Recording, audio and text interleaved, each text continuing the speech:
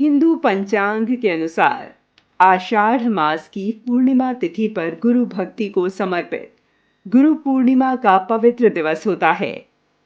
इसी दिन चारों वेदों के रचयिता और महाभारत की रचना करने वाले वेद व्यास जी का जन्म भी हुआ था। हजारों वर्षों से यह पर्व अपने आराध्य गुरु को श्रद्धा अर्पित करने का महापर्व है।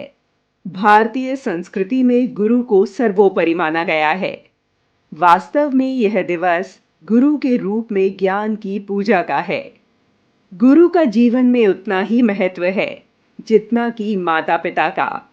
वास्तव में माता पिता के कारण इस संसार में हमारा अस्तित्व होता है, किंतु जन्म के बाद एक सद्गुरु ही व्यक्ति को ज्ञान और अनुशासन का ऐसा महत्व सिखाता है जिससे व्यक्ति अपने सद्कर्मों और सद्विचारों से जीवन के साथ साथ मृत्यु के बाद भी अमर हो जाता है। यह अमरत्व गुरु ही दे सकता है। गुरु की ही महिमा है जिसने भगवान राम को मर्यादा पुरुषोत्तम और भगवान कृष्ण को योगेश्वर बना दिया। इसलिए गुरु पूर्णिमा को गुरु पूजन पर्व के रूप में भी मनाया जाता है। भारतीय प्राचीन गुरुकुल व्यवस्था में दृष्टि डालें तो हम पाते हैं कि सुख सुविधाओं से इतर राजकुमार हो या कोई अन्य, सभी गुरुकुल व्यवस्था में शिक्षा ग्रहण करते थे, जहां कोई भी अतिरिक्त सुविधा नहीं दी जाती थी।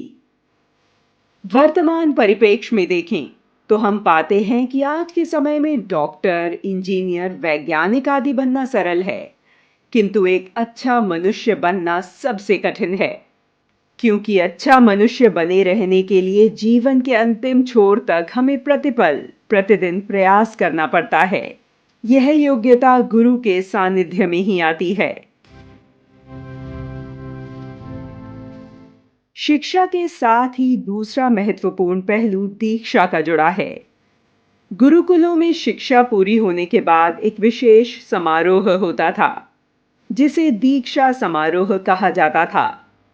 आजकल भी कई बड़े और प्रतिष्ठित संस्थानों में डिग्री वितरण का कार्य बड़े समारोह के साथ होता है, पर दीक्षा का अर्थ केवल इतना मात्र नहीं है।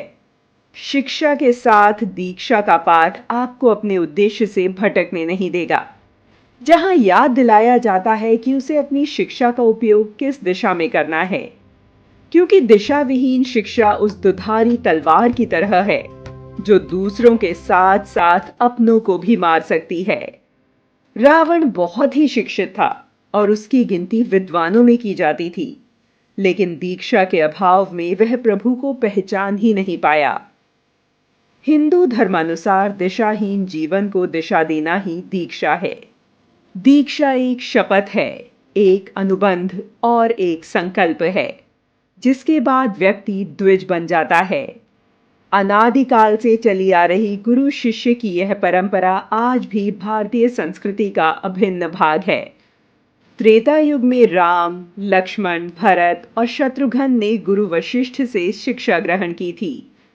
इसके बाद द्वापर युग में भगवान कृष्ण ने गुरु संदीपनी से, कर्ण ने भगवान परशुराम से, पांडवों ने गुरु द्रोण से शिक्षा ग्रहण की थी। इसके बाद चंद्रगुप्त मौर्य ने चाणक्य, अशोक के आचार्य वेद विक्रम, शिवाजी के समर्थ गुरु रामदास, स्वामी दयानंद के स्वामी विरजानंद, स्वामी श्रद्धानंद के स्वामी दयानंद और स्वामी विवेकानंद के रामकृष्ण परमहंस गुरु रहे।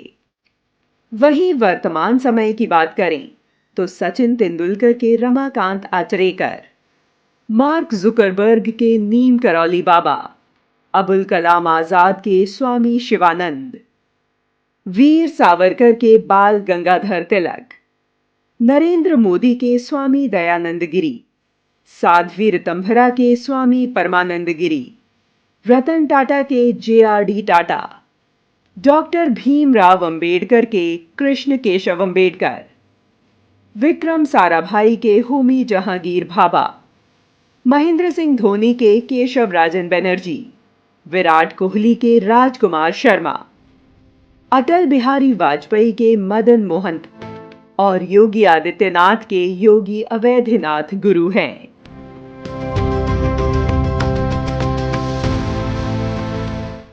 भारत का निर्माण गुरुओं के माध्यम से ही हुआ है। गुरु पूर्णिमा पर्व सभी गुरुओं के प्रति श्रद्धा और समर्पण व्यक्त करने का पर्व है।